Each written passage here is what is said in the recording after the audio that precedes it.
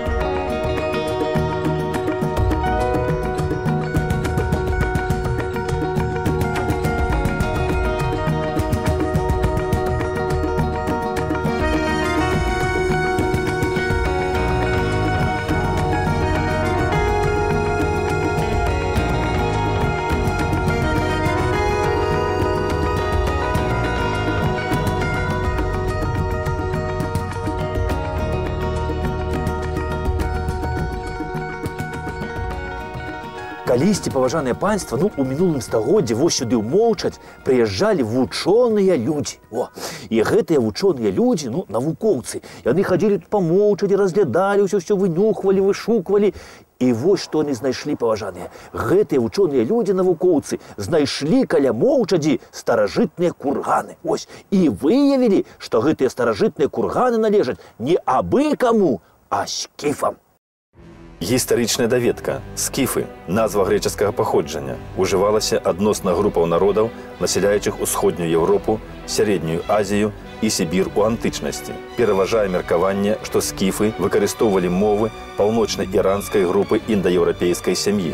У 5 стагоддзі да нашай эры у скіфаў існавала ваенная дэмакратыя на стадыі пераходу да манархічнай дзяржавы. У канцы 3-2 стагоддзя да нашай эры скіфы выцеснены сарматамі ў стэпавы, Крым і ніжняе Падняпроўе, дзе скіфскае царства праіснавала да другой паловы 3 стагоддзя нашай эры і было знішчана готамі. Скіфская культура зрабіла моцны ўплыў на гісторыю і культуру многіх плямёнаў. Рускія летапісы падкрэслівалі, што народы Кіеўскай Русі грэкі называлі «Вялікая Скіф».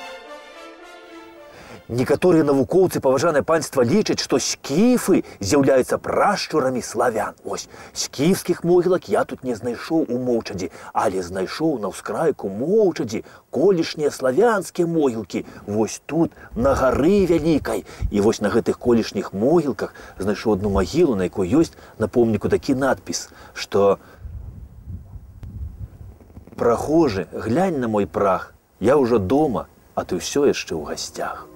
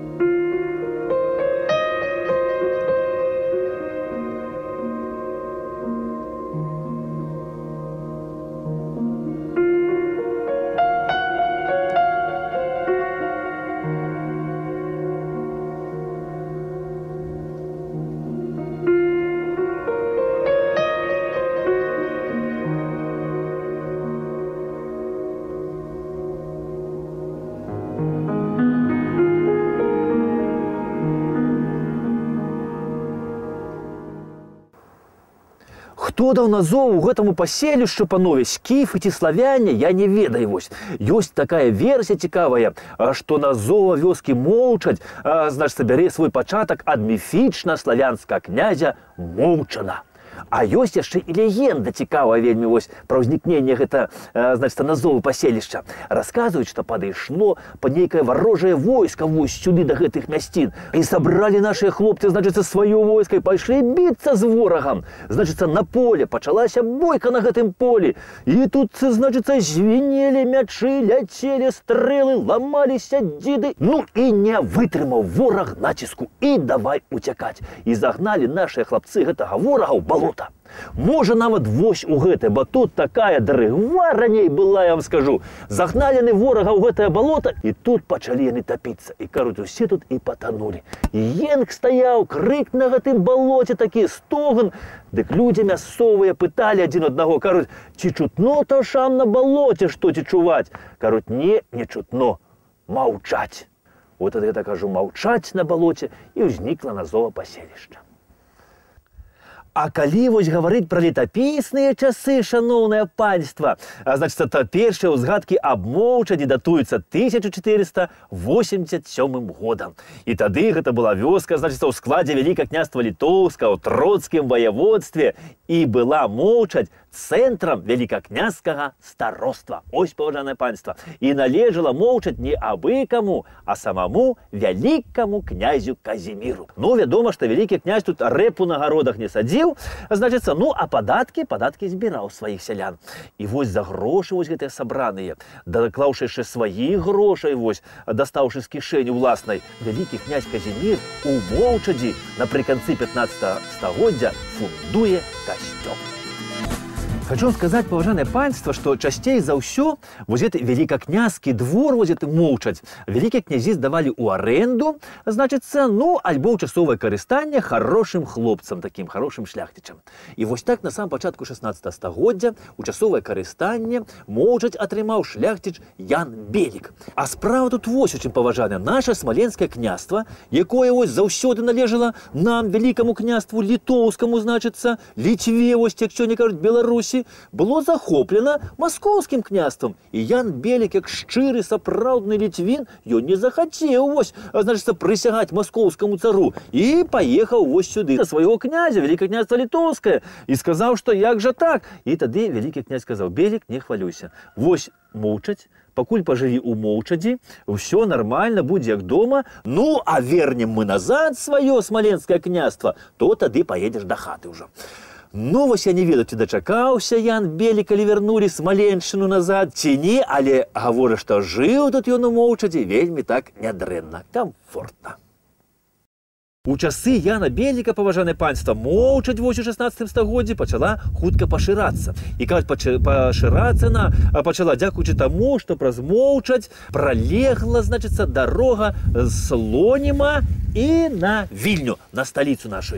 Ну і тут пачалі ладзіцца кірмашы. Кірмашы былі штотыднёвыя, а кожную суботу тут кірмаш праходзіў. Ну і з тых часоў Моўчаць пачалі называць мястэчкам. І называлі Моўчаць мястэчкам аж да мінулага стагоддзя, пакуль сюды не прыйшлі ўжо саветы, бальшавікі. Ну і вось з часоў мястэчка тут захавалася яшчэ местачковая карчма. Гэтую карчму, паважанае панства, атрымалі яўрэі. Ну то, што гэта карчма, гаворыць вось кубачак зверху, такі бачыце. Ну, а то, што яўрэйская карчма, над кубачкам зорка Давіда шасцікутная. Ну, а калі сюды прыйшлі бальшавікі, то яны на карчомку гэту прыладзілі шыльду савецкая і ўжо сваю зорку пяцікутную.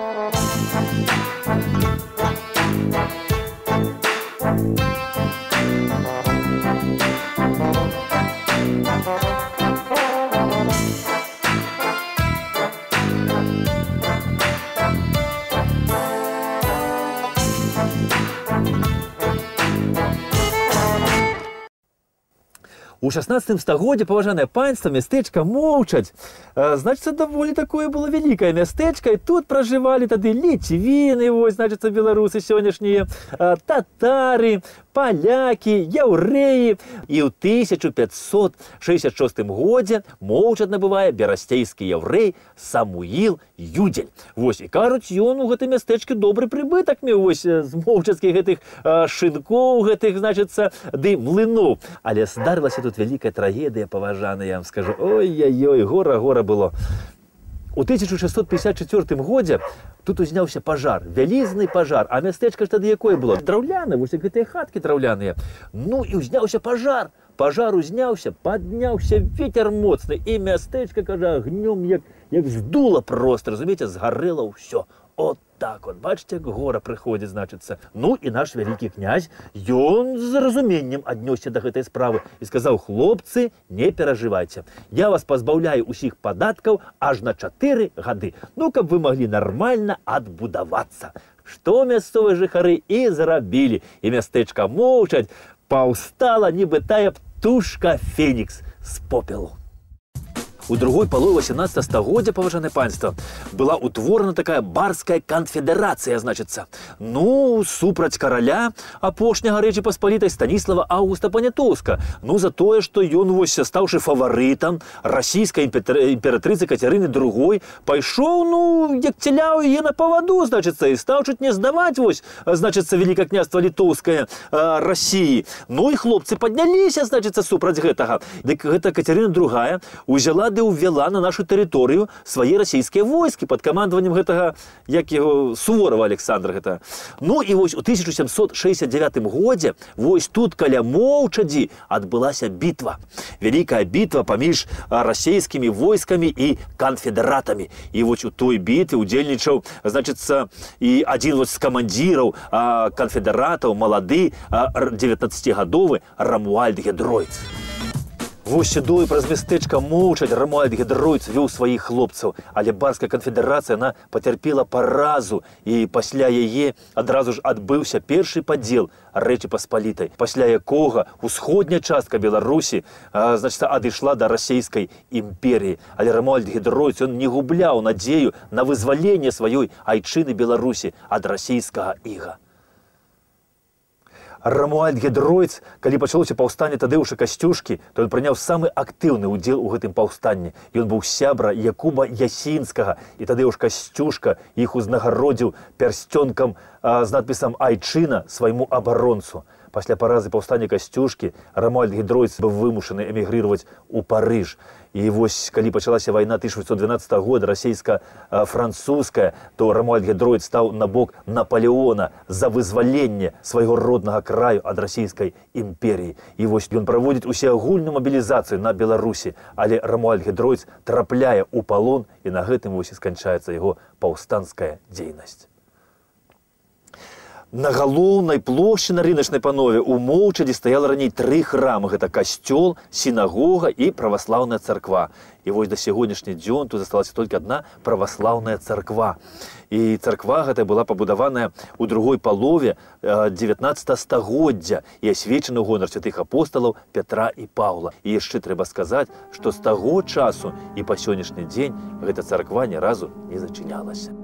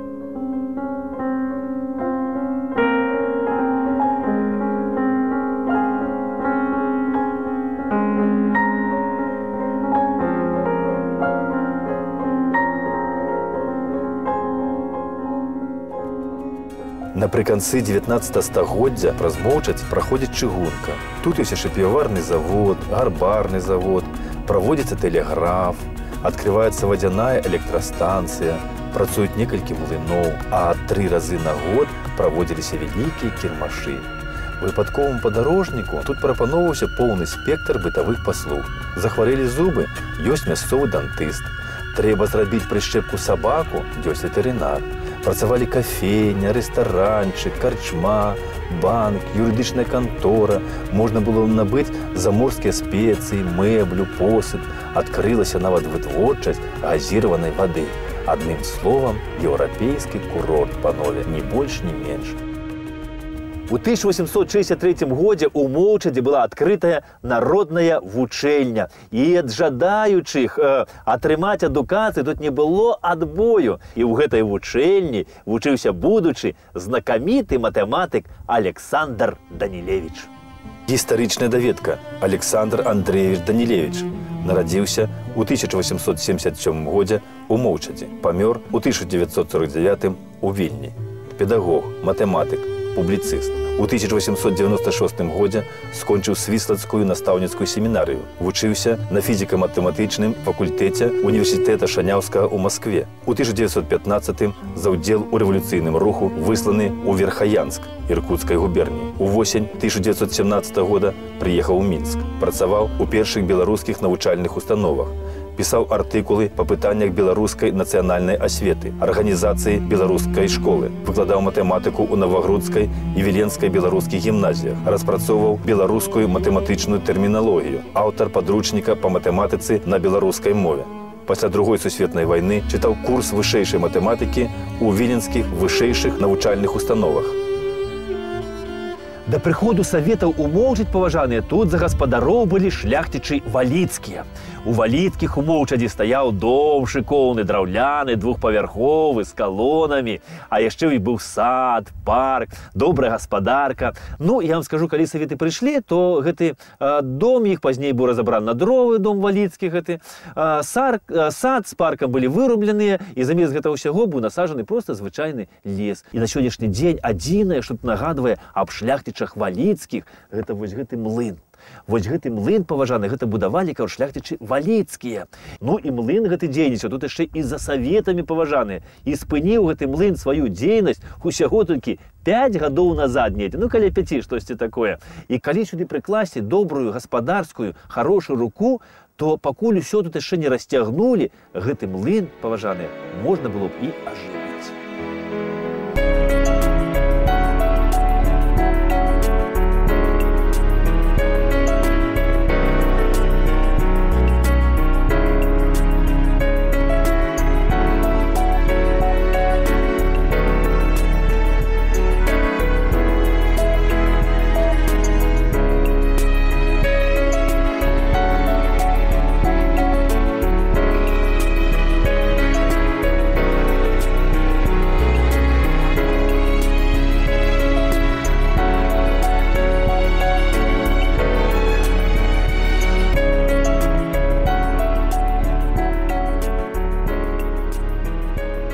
На пачатку 20-го стагоддзя, паважанае панства, Моўчаць гэта было амаль цалкам яўрэйскае мястэчка. І тут было аж 3 сінагогі. Ну, на сённяшні дзень вось захавалася толькі адна сінагога. Ну, дакладней, будынак сінагогі.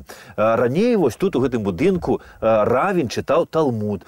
Ну, а сёння ў гэтым будынку мясцовы сельскі клуб. І тут чытае мясцовы люд, ну, мясцовую раёнку. Значит, по вечерах забиваю козла. Ну, я маю на увазі, домино гуляє. Ну, а суббота-неделя у клубе танцы. Скажите, почему нас с вами разлучили? Зачем навек ушли вы от меня? Ведь знаю я, что вы меня любили, но вы ушли. Скажите, почему?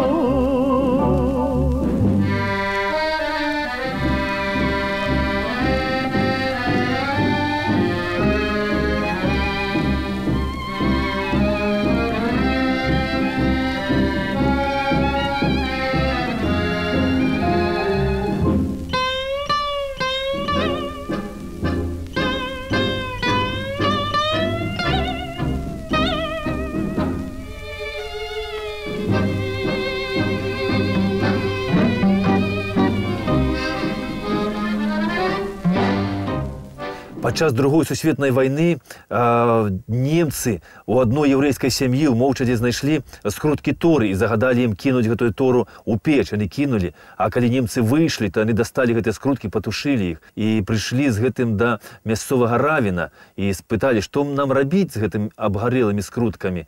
І ён сказаў, пахавайце іх на яўрэйскіх могілках. Вось тут. Пазней немцы ўсіх яўрэяў Моўчадзе расстралялі. Але на гэтых яўрэйскіх могілках нікога, канешне, не пахавалі.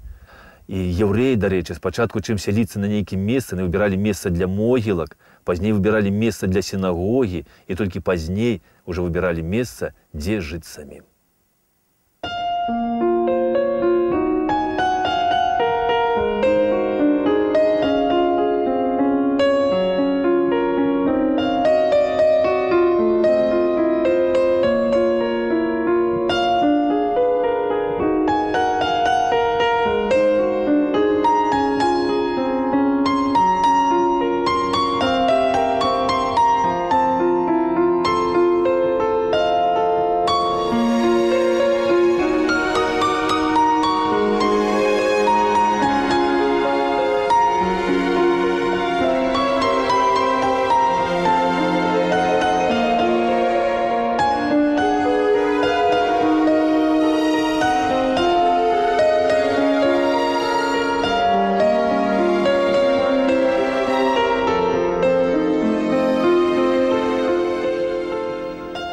Хочу сказать вам, поважанное панство, что молчатцы не такие уже и маўклівые. Любят поговорить тут и дядьки, и тетки. Народ живе. Во! Ну и я еще хочу сказать, поважанное панство, что месцины тут выдатнейшие. Такие привабные, такие цудоўные. Лепш за всякие там гэтыя замежные куршавели. Во! Честно вам кажу, я как эксперт. Чистая правда. Не верите? Коли не верите, можете сами приехать и побачить тут все на свои властные очи. Ну, а на сёння, поважаныя, мушу с вами развітаться. Поспехов вам, всего самого наилепшего. До побачення!